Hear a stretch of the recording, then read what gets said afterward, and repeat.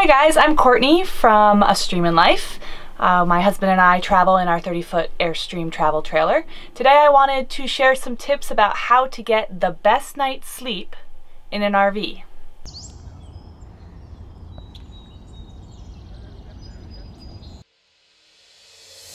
So we live full-time in our Airstream. We have been for over a year now, a year and a half almost. And there are a few tips and tricks we thought we would share about how we make sure that we get a good night's sleep every night. The first one is, no matter whether your travel trailer, RV, Airstream, whatever, is a full-time home like it is for us, or something you go out on weekends in, you need to make it feel like home. So if you have a nighttime routine that you do in your house that helps you sleep, try to bring it into your Airstream, RV, whatever. So for instance, I really enjoy a cup of tea before I go to bed, and I do that now in the Airstream just like I would have in a house.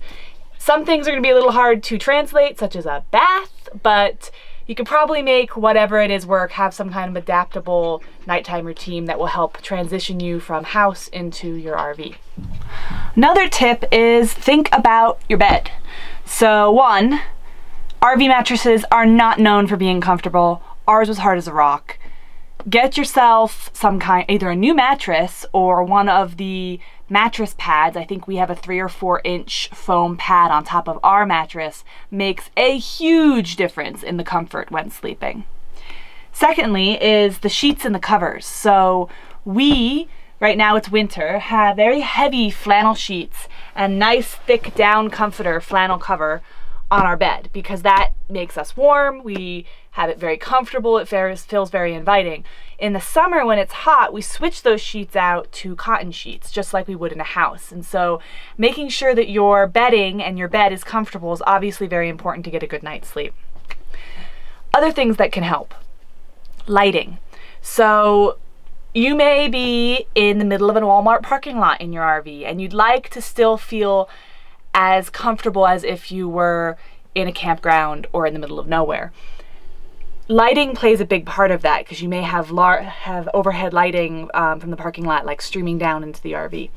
So curtains, we have the curtains, the blinds that came with the Airstream, but we also made insulated blackout lined curtains on all of our windows, especially in the bedroom, that help us completely close off the windows and make sure no light is coming through them. It also helps with temperature variation to make sure that we're nice and comfortable when we're trying to sleep at night and we don't have to worry about drafts through the windows. So lighting really helps. A lot of us have skylights. If that's something that bothers you, try putting some Reflectex up there or some type of cover, anything so that you can have a nice solid black or however dark you like it when you're sleeping. It makes a big difference. Obviously you can use eye masks or something like that, but anything you can do to help make it dark in the room is going to make it better. Another thing you may not be able to control in your RV is sound. We have had nights where we are sitting next to semis with them idling all night long, and that can be annoying. One of the things we do almost every night is use a sound generator. It's actually just on one of our phones, so we don't have anything electric plugged in since we don't run our inverter at night. And having the same sound generator every night, regardless of where we are, makes it so that once that sound generator goes on and we hear our white noise, it automatically kind of starts lulling us into sleep. So highly recommend that. I also have earplugs in case it's just too noisy. There's only so much you can do with the noise, but those are 2 of the tips we've come up with to help. Lastly, the main thing is to feel comfortable, and there's a number of ways to make sure that that happens. Obviously what you're wearing, we had mentioned the sheets. Temperature is a big deal. It can be hard to control an RV depending on whether you're hooked up to hookups and you have electric and you can run your AC or your heater or not.